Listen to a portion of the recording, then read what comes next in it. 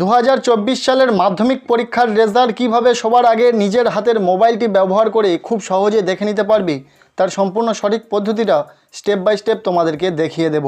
Result check করার জন্য সবার প্রথমে চলে আসতে হবে মোবাইলের যে কোনো একটি ব্রাউজারে। আমরা বেছে নিয়েছি গুগল ক্রোম ব্রাউজারটিকে। এখানে থাকা সার্চ বারে তোমাদেরকে টাইপ করতে হবে WB রেজাল্টস। WB রেজাল্ট লিখে যখনই সার্চে ক্লিক করে দেবে তোমাদের সামনে প্রথম যে ওয়েবসাইটটি আসবে লেখা রয়েছে দেখতে পাবে wbresults.nic.in। রেজাল্ট চেক করার জন্য এই অফিসিয়াল ওয়েবসাইটটিকে তোমাদেরকে ওপেন করে নিতে হবে। সো এখানে যখনই ক্লিক করে দেবে ওয়েবসাইটটি ওপেন হয়ে যাবে।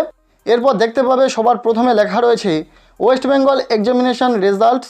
এর ঠিক নিচে লেখা রয়েছে লেটেস্ট অ্যানাউন্সমেন্ট।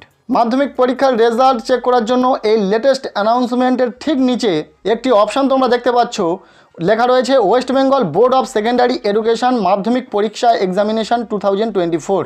রেজাল্ট চেক করার জন্য জাস্ট তোমাদেরকে এই অপশানে ক্লিক করে দিতে হবে। সকাল 9:45-এ রেজাল্ট চেক করে নিতে পারবে। সো সকাল 9:45-এ যখনই তোমরা এই অপশানে ক্লিক করে দেবে এরপর তোমাদের সামনে এরকমই ইন্টারফেস শো হবে, যেখানে তোমাদের রোল নম্বর এবং ডেট অফ বার্থ বসিয়ে রেজাল্ট চেক করে নিতে হবে। প্রথমত এখানে লেখা রয়েছে তোমরা দেখতে পাচ্ছ মাধ্যমিক পরীক্ষা রেজাল্ট ইয়ার 2024।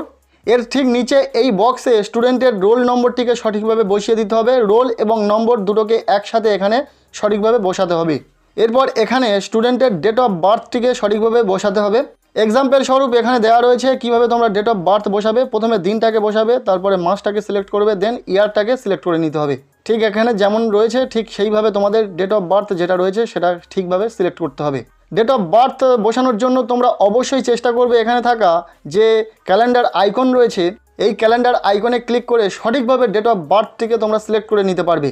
নতুবা এখানে সরাসরি বসানোর ক্ষেত্রে একটু সমস্যা হতে পারে, যার ফলে তোমাদের রেজাল্ট দেখতে সমস্যা হতে পারে বা রেজাল্ট দেখতে নাও পেতে পারো। এরপর নিচে এখানে যে ক্যাপচার কোডটি থাকবে সেই ক্যাপচার কোডটিকে সঠিকভাবে এই বক্সে বসিয়ে দেবে। দেন তোমাদেরকে সাবমিট বাটনে ক্লিক করে দিতে হবে। যখনই সাবমিট বাটনে ক্লিক করে দেবে তোমাদের সামনে রেজাল্টটি ওপেন হয়ে যাবে। রেজাল্ট এখান থেকে চেক করলে কেমনভাবে রেজাল্ট তোমাদের সামনে ওপেন হবে সেটা দেখানোর সুবিধার্থে গত বছরের একটি রেজাল্ট তোমাদেরকে দেখাচ্ছে, এই মুহূর্তে দেখে নাও। প্রথমত এখানে স্টুডেন্টের রোল নম্বর থাকবে, দেন স্টুডেন্টের নাম থাকবে। এরপর এখানে স্টুডেন্ট কোন সাবজেক্টে কত নম্বর পেয়েছে সেটা থাকবে, কোন গ্রেড ইন্ডিকেট করছে সেটা থাকবে। এরপর থাকবে টোটাল কত নাম্বার পেয়েছে এবং রিমার্কসে পাস লেখা থাকবে। এইভাবে তোমরাও তোমাদের রেজাল্টটিকে খুব সহজে নিজের হাতের মোবাইলটি ব্যবহার করে দেখে নিতে পারবে। আজকের এই ভিডিওটি এতটুকুই। ভালো লেগে থাকলে লাইক করো, চ্যানেলে নতুন হয়ে থাকলে অবশ্যই চ্যানেলটিকে সাবস্ক্রাইব করে রাখো।